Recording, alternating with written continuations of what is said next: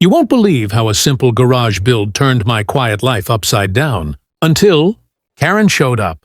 And when I say showed up, I mean stormed in with the kind of entitlement only a true HOA Karen can muster. I had spent months planning this garage, meticulously following every city regulation, double-checking permits, and even consulting the local permit office to ensure everything was above board. Little did I know, my dream of a functional workspace and a little extra storage would become her personal battleground. It started innocently enough. I submitted the plans, got approval, and began construction. Everything went smoothly at first.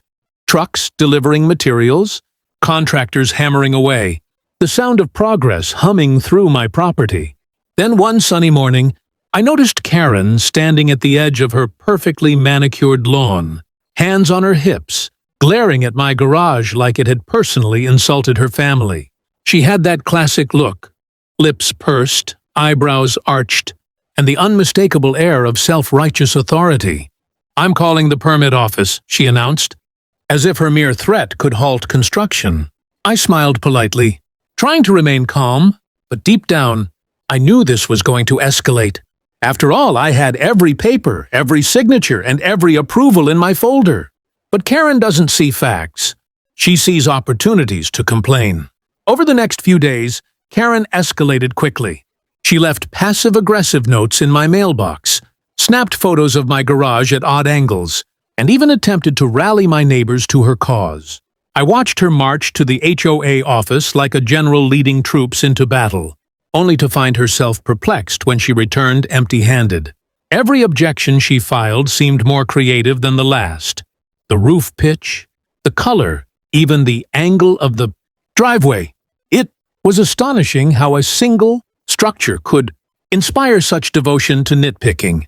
And then came the real shock. One afternoon, I received a call from the permit office. I braced myself, expecting a reprimand or a fine. But instead, the clerk said, in the calmest, most matter-of-fact tone imaginable, "Mr. Malik, your garage was approved by us. Everything is perfectly compliant. Karen's complaints don't change that."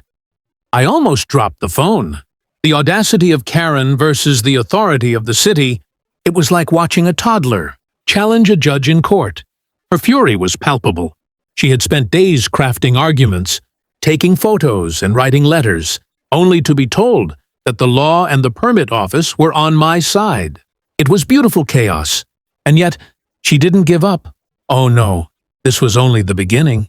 Little did she know, the saga of my garage was about to collide with her daughter's Instagram obsession, and that's where things got messy. If you want to see what happened when Karen's daughter decided my cows were perfect selfie props, and how I got the ultimate revenge, you need to stick around.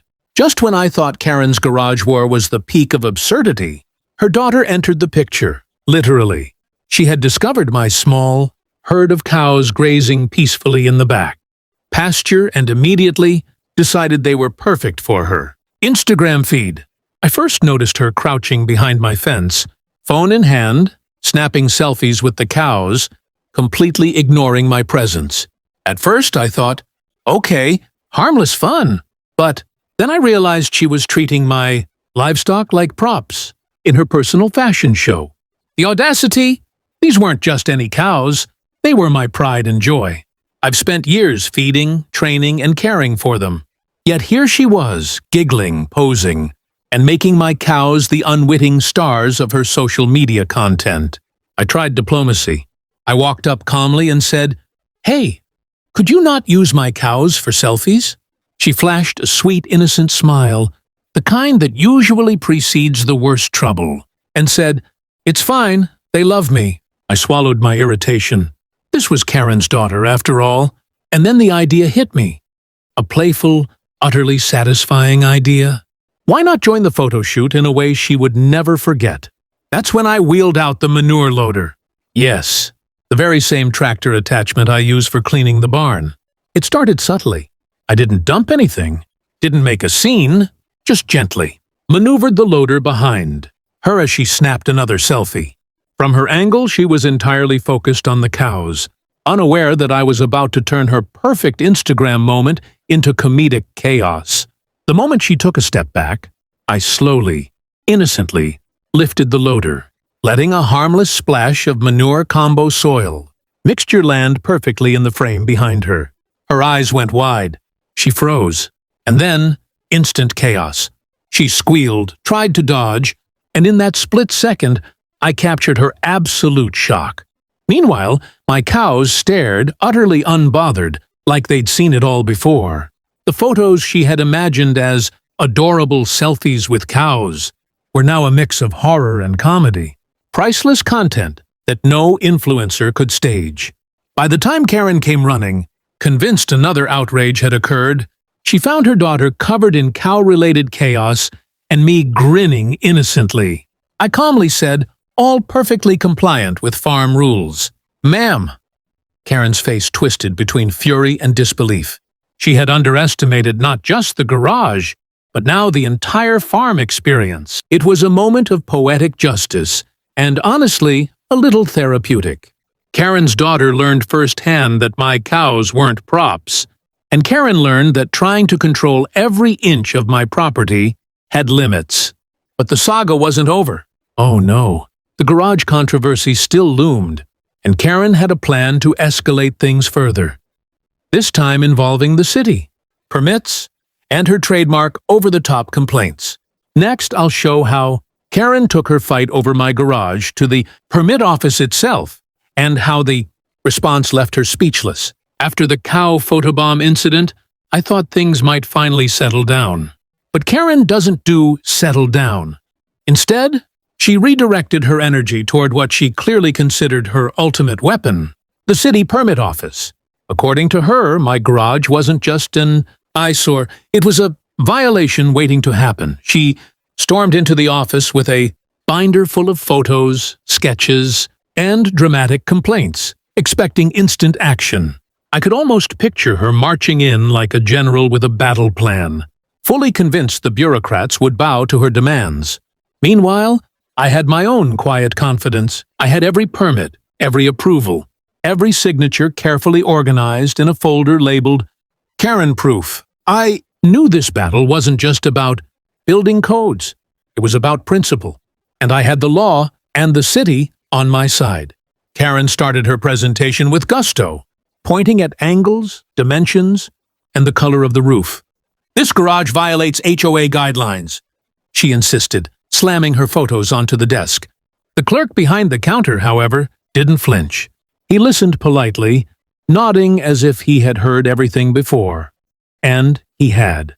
I watched from the background, leaning casually, folder in hand, like a silent witness to the absurdity unfolding. Then came the moment of truth. The clerk opened my folder and said, without a hint of sarcasm, "Mr. Malik, your garage has been fully approved. Every code, every guideline, every regulation, completely compliant. Ms. Karen, your complaints don't change that." He placed the papers neatly in front of her. Karen's jaw dropped. The binder trembled slightly in her hands as she realized that months of meticulous complaining, plotting, and photo-taking had amounted to nothing. Her disbelief quickly turned to fury. "But this can't be. The roof, the driveway angle, everything," she sputtered. The clerk remained calm, almost bored. "Ms. Karen, we've reviewed everything multiple times. The garage is approved, and construction can continue legally." Every word was a hammer on her ego. I couldn't resist a small smirk. After weeks of escalating tension, it felt surreal to watch someone so determined to control my life being defeated by official documentation. Karen stormed out, muttering threats about appeals and HOA meetings. Meanwhile, I quietly packed my folder, knowing this victory was not just about a garage, it was about standing your ground when someone tries to bully you. But of course, Karen never stops. Even after the permit office confirmed the legality of my garage, her mind immediately shifted to new battles. Small, petty, and completely ridiculous. And that's when the next chapter of this saga begins, involving neighbors, social media posts, and a confrontation that you'll have to see to believe. Next, I'll reveal the final showdown, How Karen's obsession almost backfired spectacularly, and how I turned the tables completely. By this point, it seemed like Karen had exhausted every angle. Garage? Checked. Permit office? Defeated. Cow selfies? Ruined. But if there's one thing I've learned about Karens, it's that they never quit. They just escalate. And escalate she did. Word had spread through the neighborhood, partly thanks to her dramatic complaints and partly because of her daughter's viral cow selfies.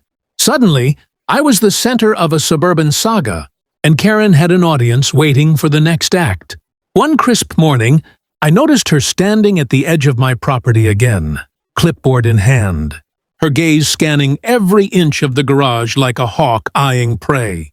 I had already prepared for this. Cameras discreetly positioned, paperwork ready, and a calm demeanor firmly in place. Unlike Karen, I had facts on my side, and a little sense of humor that would soon serve me well. She marched up, pointing to the garage, and began her usual litany of grievances.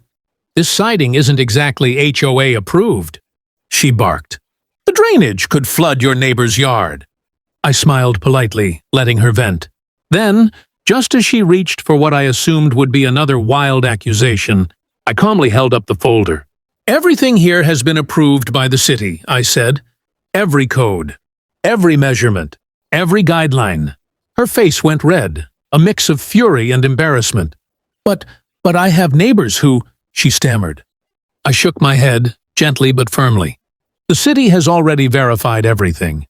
You've made your complaints, and they've been addressed. There's nothing more to do." At that moment, I felt the story reach its peak. Not in drama, but in justice. Karen had no more ammunition. She had exhausted every tactic, and every official channel had sided with me. And the final twist? Her daughter, who had once tried to photobomb her way into viral fame using my cows, now understood that there were consequences for misusing other people's property.